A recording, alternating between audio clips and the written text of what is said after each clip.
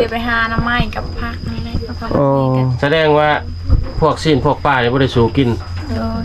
กินแต่ย่ามแบบกินง่าบ่กินอีสังบ่ได้กินบ่แนวย่าม ไป นั้น กินงะเขากินไก่อะไร โอ้กินง่าก็กินไก่เอาบ่มีเงินซื้อ โดย บอลที่ว่าซุปหนองนอนนี่มันหัวบ่ฝนหัวบ่ คนหัว อ๋อ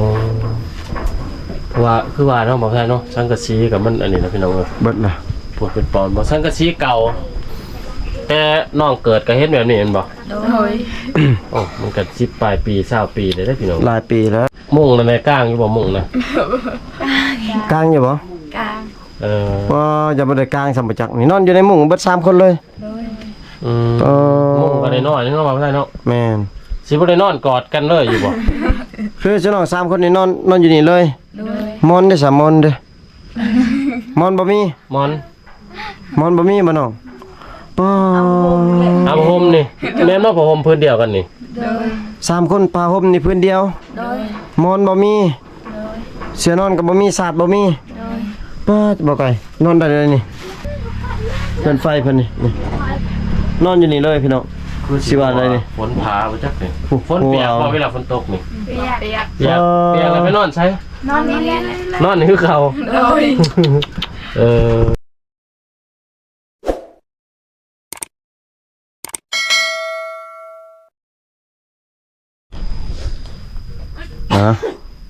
ทักทายสบายดี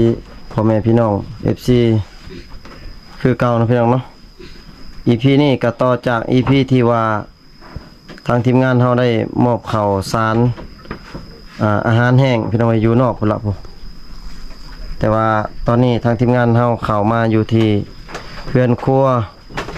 แล้วก็ทางเป็นบ่อนนอนของน้องทั้ง3คนเลยพี่น้องนอนอยู่ในนี้เนาะที่ว่าบ่มีผ้าห่มบ่มีผ้าห้องพี่น้องเอ้ยมีแต่แป้นนี่เลยล้วนๆแล้วก็ผ้าห่มเนาะเป็นจังได๋ก็ไปติดตามรับชมนำกันสิถามน้องๆหลายๆแหละพี่น้องเอ้ยเนาะสบายดีแน่เนาะ สบายดีสบายดีสบายดี ถ้าถามไปนำกันพี่น้องเอ้ยกับทีมงานเฮา มุ่งนั่นในก้างอยู่บ่มุ่งนะ กลางอยู่บ่ กลาง ว่าจะบ่ได้กลางสมบัจักนี่นอนอยู่ในมุ้งเบิด3คนเลย โดย มุ่งก็ได้น้อยนึงเนาะบ่ได้เนาะ แม่น สิบ่ได้นอนกอดกันเลยอยู่บ่ คือเจ้าน้อง3คนนี่นอนอยู่นี่เลย โดย มอนได้สามมอนเด้มอนบ่มี มอน บ่มีบ่น้องป้า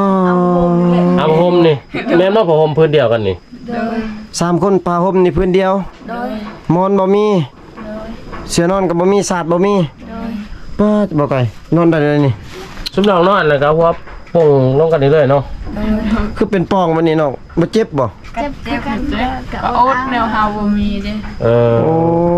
พี่น้องเอ้ย ผู้บ่าวบ่จกขึ้นทางหรือบ่ก่อนมือขึ้นทางหรือบ่บ่มีบ่ บ่เคย แล้วเขาเคยจกมือขึ้นทางก่อนมือขึ้นทางนี่ เป็นตาย่านแบบคนบ่ดีเนาะแบบเข้ามามันนี่พี่น้องเอ้ยเป็นปองเป็นหยังเพิ่นครัวเพิ่นกับแบบนี้เลยพี่น้องเพิ่นไฟเพิ่นนี่นอนอยู่นี่เลยพี่น้องสิว่าอะไรนี่ ฝนพาบ่จักนี่ฝนเปียกพอเวลาฝนตกนี่ เปียก เปียกแล้วไปนอนใช้ นอนนี่แหละ นอนนี่คือเขา โดย เวลาลมแห้งพายุมาได้ใช้ไปใช้ลงตารางบ่ ตรงตารางตรงนี้ พี่น้องเอ้ยบอลผลแม่นที่ว่าเฮานั่งอยู่บางนึงบอลที่ว่า พี่ลึกเลยพี่น้องเอ้ย แต่น้องๆ3คนนี่แม่นมานอนบอลที่ไฟเฮือนไฟ สิน้องนอนนี่นอนอยู่นี่เลยโอ้โหยอมแล้วพี่น้องเอ้ยว่าไทยนอนบ่ได้แล้วกับแบบนี้ทำให้บ่เชื่อได้พี่น้องเอ้ยที่น้องว่าบ่มีเสื้อนอนบ่มีผ้าห่ม เพราะว่าตอนนั้นเฮาถามน้องอยู่ลุมเนาะ แม่น มาได้มาถึงเพื่อนบ่คิดว่าน้องสินอนอยู่แบบนี้ดี เอาสิน้องแบบนอนนี่ตื่นเช้ามานี่ผู้ใดนึ่งข้าวนึ่งน้ำผู้ใดนึ่งข้าวตอนเช้าน้องเอื้อยบ่ น้องจอย อืม เฮ็ดอยู่เฮ็ดกินได้พะเฮ็ดกิน น้องลา น้องลาเฮ็ด อ๋อ น้องร้อยใส่เฮ็ดนะ ลาเจอไก่ โอ้แบ่งหน้าที่กันทางไหนได้พี่น้องเอ้ย เกลือไก่เกลือเป็ดเกลือไก่ โดยเกลืองู อ๋อ เอ้ยกกนะนึ่งข้าวผู้ลานี่เฮ็ดอันนี้เฮ็ดกินผู้ที่2นี่แม่นกระเป็ดกระไก่ อยากชิมมันมืดๆหน่อยนึงเนาะเพราะว่าเฮาอยู่ในเรือนครัวเพิ่นพี่น้องเอ้ย ลมพัดช่างกระชี้เลยนี่พี่น้องวำวำเลยนี่อ่า ลึกรีบเลย คือสิฮ้อนเนาะน้องนอนยามแรงเนาะกลางคืน หมักเพชรเกลือเป็นนัวได้น้องกันอยู่กันกินนี่พ่อบ่ บ่พอได้ซื้อบ่มาเกลือมาเกลือหมักเพชรซื้อบ่ ซื้อเวลามีเงินไปซื้อเวลาบ่มีอดเบิด เฮ็ดในเวลาบ่มีเอาสิได้สิได้ใส่เครื่องปรุงบ่ใส่บ่ ใส่มีแต่ปิ้งเอาแหละ โอ้ ชิน้องเคยอดข้าวดุบ่ชิน้องเคยอดตลอดบ่ข้าวนี่ เคยบ้านนี้ก็อดมื้อนี้ก็อด อ๋อ เพราะว่าเขาเบิดเนาะ เด้อ ผู้ถือว่าโชคดีได้บ่ผู้ไทย แม่น เพราะว่ามื้อนี้ก็ทีมงานเฮาเป็นสะพานบุญเอาเขาจากคนใจดีมาให้น้องๆก็ถือว่าสิได้กินข้าววันนี้มื้อแรงเนาะ เด้อ บ่นก็บ่มีพี่น้องเอ้ย ซีโอ้บ่แม่นมีแต่มาอะไรก็ดึงเลยจังเลย เพื่อนนิดหน่อยนึงพี่น้องเอ้ยคือจะมานอนอยู่เฮือนครัวนี่ก็ต้องพ่อแม่ก็คือไอ้น้องก็นอนอยู่พุ่นโอ้พี่น้องเอ้ย บ่เป็นหยังผัวกับเมียเข้ามานอนนํกันพ่อแม่ชุบน้อง แม่ว่ามึงอ้ายน่ะแบบเป็นคนลาวเทิง อ้าว ลาวลมเนาะเฒ่าก็นอนนํกันได้เลยนี่ มานอนนำกันคือว่าได้ลูกหลายแท้เนาะ คือกันเอาตอนยังน้อยๆจัก เออบ่นอนนำกันแต่ว่าได้ลูกหลายกว่าผู้นอนตลอดเนาะ ตะกี้น่ะพ่อกับแม่ตอนนั้นกันที่ก็อยู่นํกันตินอนใกล้กันติ จักเอาจักเลย เออ กะยังน้อย จักปีแล้วแต่น้องบ่เห็นพ่อกับแม่นอนใกล้กันนี่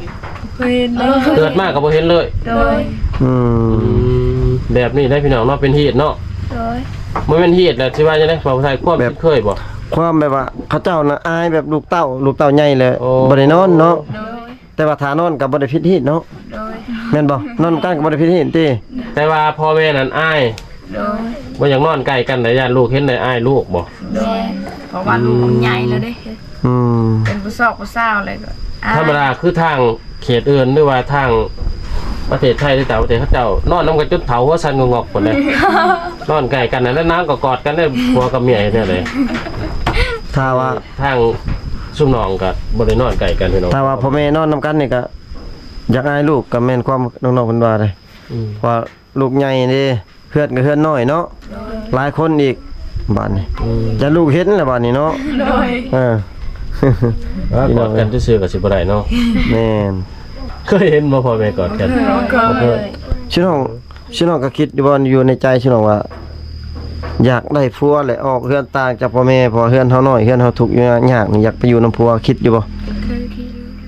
คิดอยู่เนาะอยากได้ผัวเนาะ อืม แต่ว่าบ่มีคนมัก โดย ตอนนี้ยังบ่มีคนมัก โดย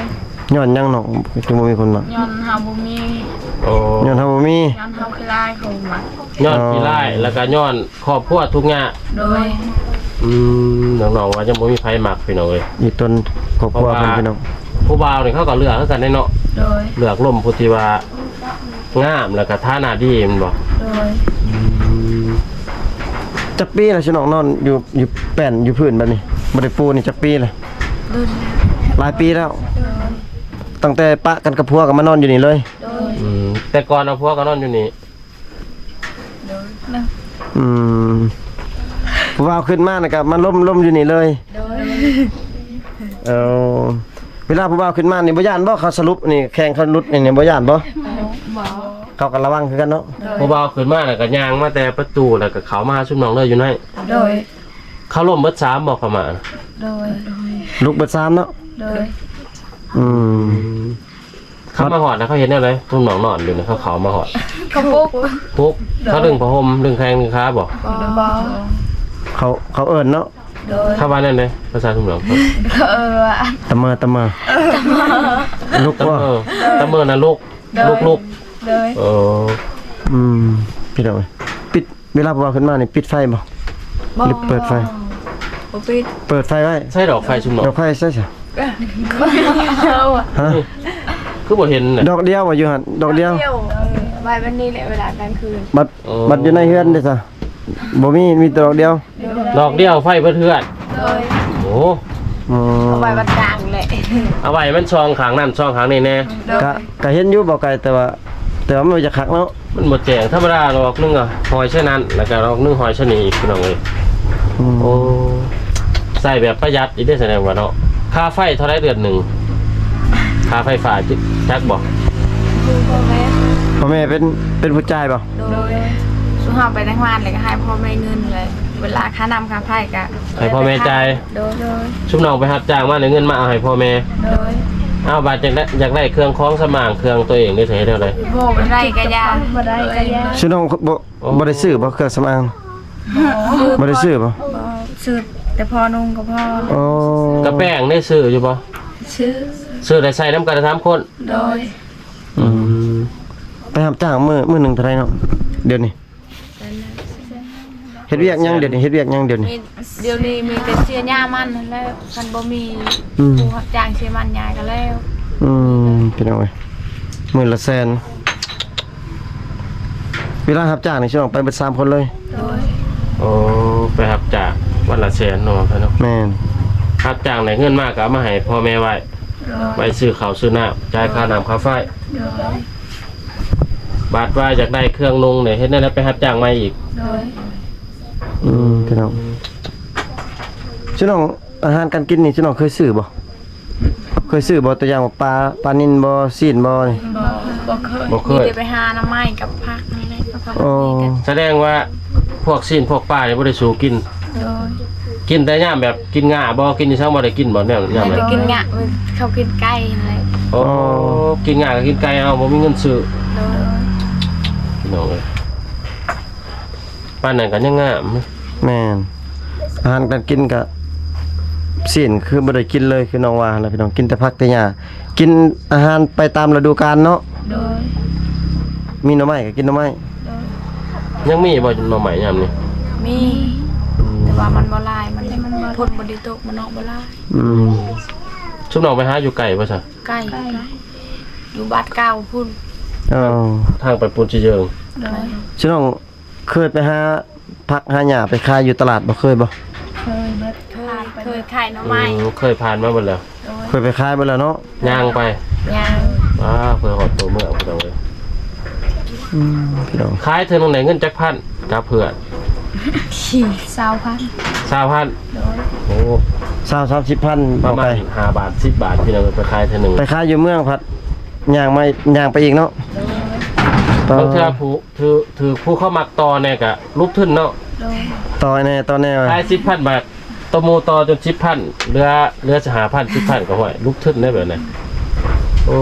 พี่น้องเอ้ย นี่ยังน้องนี่น้องอันติดอันนี้ติดยังนี่เขียนป้ายเบอร์ผู้บ่าวบ่เวลาผู้บ่าวขึ้นมาบ่อย่าว่าเขียนเบอร์เอาเบอร์ในผู้บ่าวเว้ยจดต่อ อันเดียวเวลามีข้าวไว้ติบข้าว โอ้แนวก็ติบข้าวแนวหอยติบข้าวพี่น้องเอ้ย คือผ่านมาแบบเวลาผู้บ่าวมาดินนี่ร่วมกันจักเดือนจักปีจังแต่งงานจังเอากันบ่คือซุมน้องเคยผ่านมาน่ะ เคยเลยแต่ว่าโดนๆเลยแซวกันว่าเบิ่งใจกันก่อน ประมาณจักเดือนจักปีร่วมแล้วจังเอากันได้แต่งงานกันได้ สองประมาณ2เดือน ประมาณ2เดือน โดย 2เดือนนี่เอาเลย เอาเลยถ้าเรามักกัน เอา โอ้ร่วม2เดือนแล้วทิศหนึงนี่มีบ่เคยมีว่าทิศหนึงร่วมกันทิศหนึงแล้วแต่งงานเลยบ่เคย2 เดือนขึ้นไปเนาะกันผู้เฮามักกันเด้มักกันนี่เอาประมาณเดือนหนึงหรือว่าทิศหนึงไหนบ่จะแต่งงานกันเลย บ่ได้แหละทีนึง คือ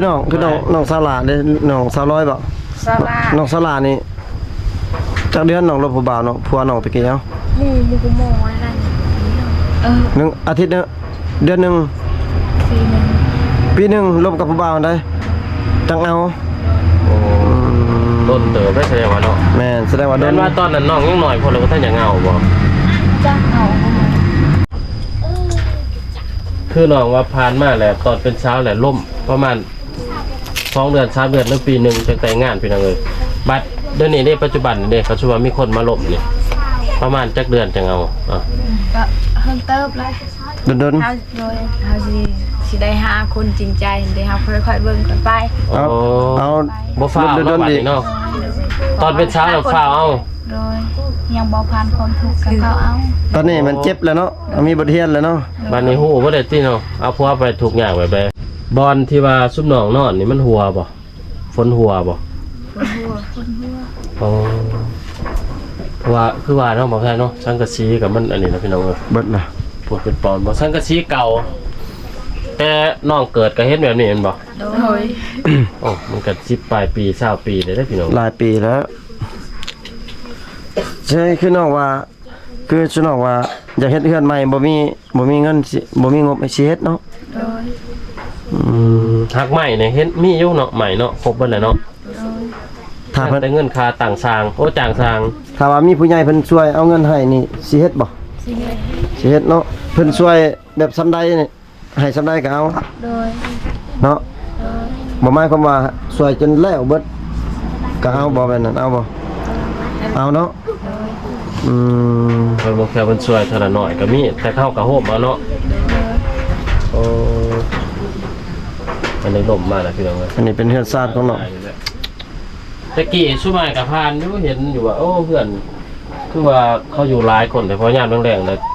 ชุมน้องมักนั่งอยู่หั่นเด้อพ่อแม่นั่งอยู่ทางนอกเด้กลายไปกลายมาแค่ ตะกี้แม่นช่วยมาถ่ายแต่20เซตเนาะกับ27 บ่ฮู้เนาะ บ่ฮู้ว่าสิน้อง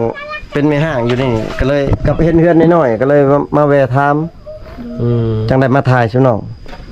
เขาบอกก็บ่ได้มาถ่ายเนาะซ้ำพี่น้องเอ้ย เพราะว่ากับเพื่อนน้องแสดนี่ก็บ่ได้ใกล้กันเนาะ แม่นใกล้ๆกัน ชุมน้องเป็นหมู่กันบ่ไผเป็นหมู่กันเราบ่มี โดยโดย เออ แล้วชื่อเจ้ากับลาวเนาะบ่ได้เป็นเกิดก่อน ช่วยเลยเราสองคนค่ะ อ๋อสิน้อง ชุม เกิด น้องส ก่ อ อง น คนเกิดก่อนเรา เดียวกันเลยกับ รุ่นเดียวกัน โดย เดือนเดียวกันพี่น้องสิน้องกินข้าวเที่ยงแล้วบ่นี่ เนี่ย ข้าวเที่ยงยังบ่ได้กิน อ้าวบ่หิวบ่ หิว ตอนเช้าได้กินบ่ตอนเช้ากินแล้วบ่ตอนเช้ามันยังบ่ได้กิน โดย บ่มีข้าวหั่นบ่ โดย กินยังบ่มีข้าวแบบนี้น้องกินยังซะ อดเอาเลย โอ๊ตเอากินน้ำเอา โดย อ๋อ อ้าวนี่จะหน่อยน้องก็ต้มมีกินนะ